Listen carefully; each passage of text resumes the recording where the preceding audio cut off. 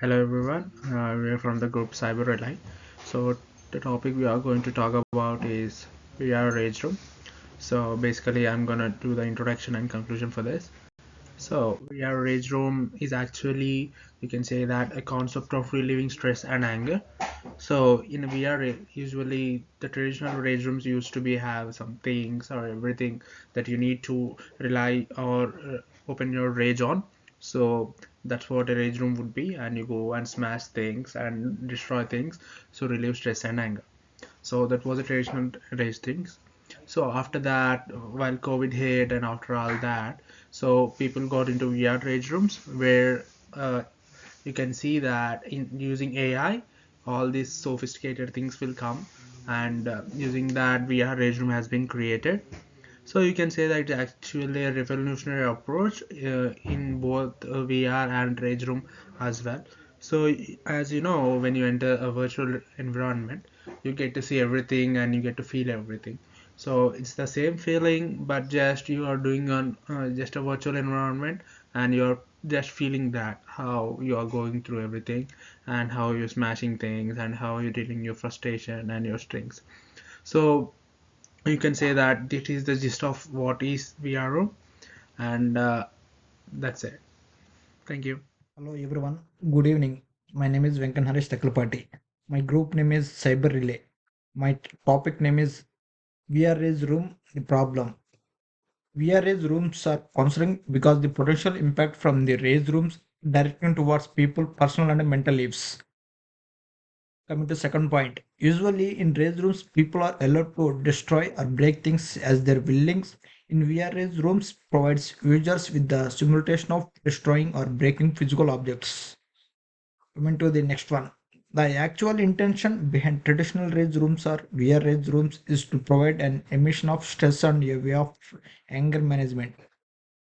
Coming to the next point. The source of concern is advertising of violence, supporting aggressive behavior, and the most important one is the conflict between real and virtual world in the means of consciousness in the people daily lives of handling stress and danger.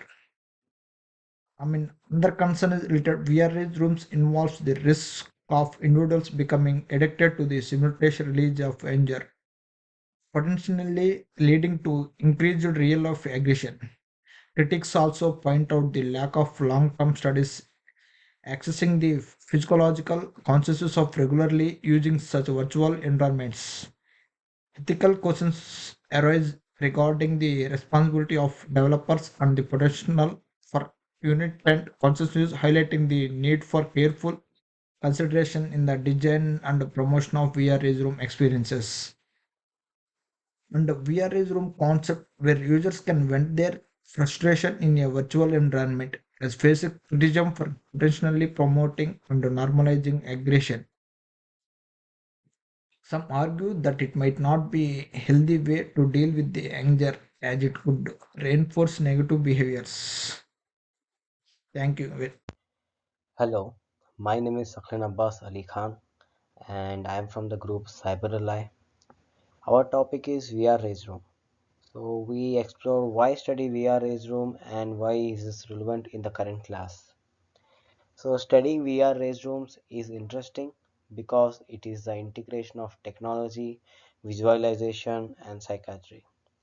It has the ability to reduce or reinforce aggression. It depends on the understanding of the impact. It is even used as a therapy in some scenarios. By studying VR race rooms, you can get many results on virtual experiences and human behavior on VR technology. Nowadays, VR race rooms is a business where the users can build their own race room and its components.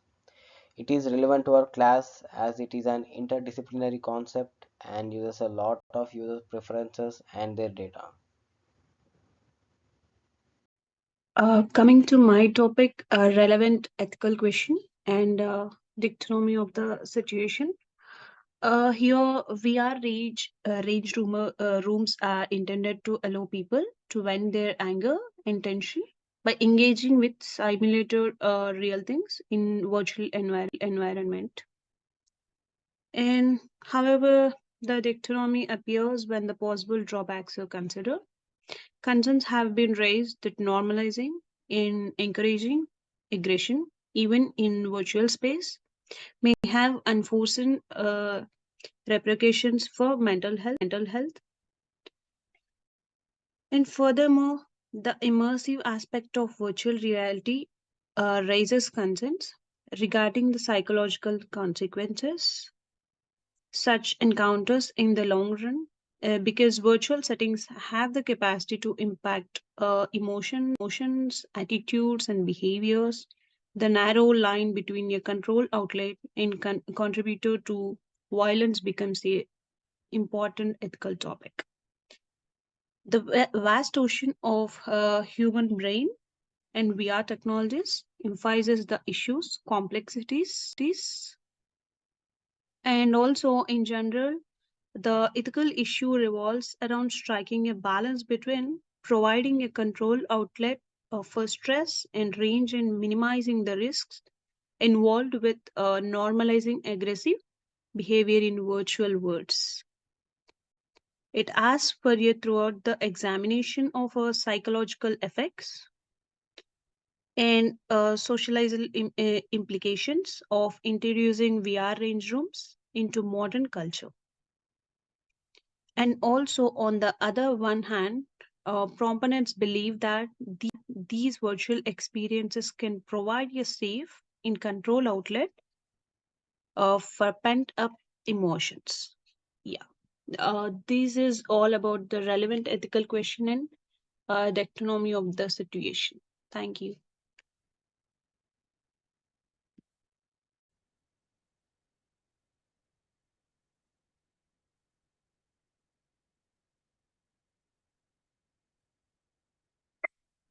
I am Balram Reddy. Our topic is VR Rage Room. I'm going to speak about what is the proposed solution for VR Rage Room.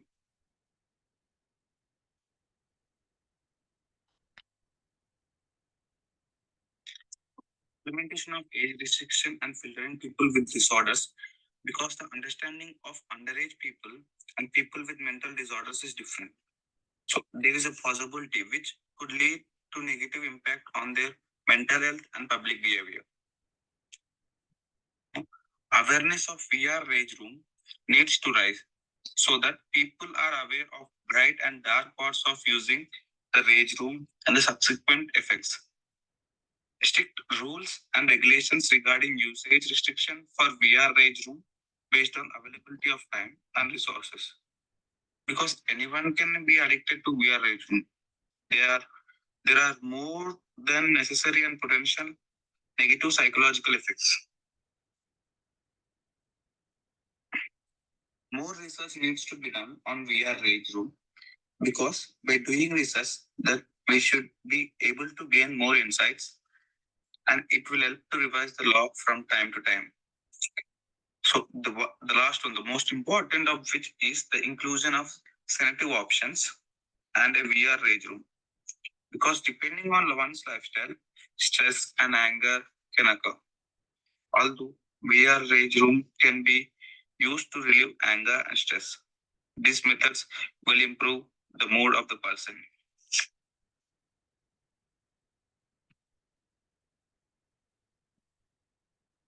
Rage Room.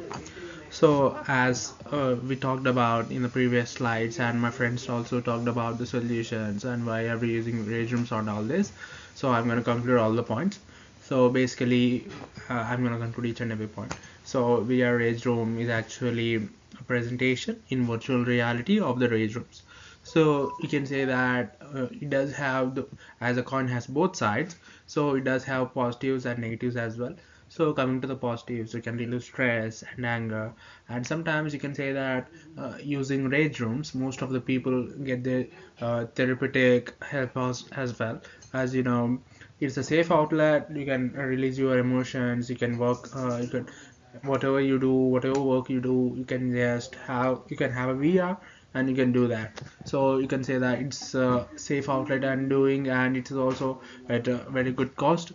So, and there are many things and all those things. For suppose, as you know, it does have some negatives as well, where people say that uh, when people addicted to VR and they go to VR rage room, they generate anger issues, and if they can't repent that in the VR rage room, they can also conclude that, I mean, they can reflect that in their personal lives as well, so which can lead to destroying their mental health and personal life as well.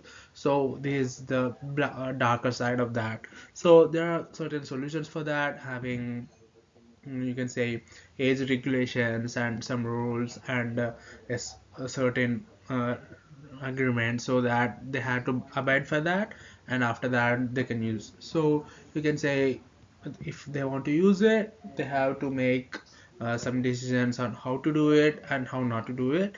By doing that, it can be a safe way of repenting anger. And what I say is, we have to use it if they want to, but there also has to be some limitations, and there has to be some rules and regulations, so that we can abide that. Thank you and have a good one.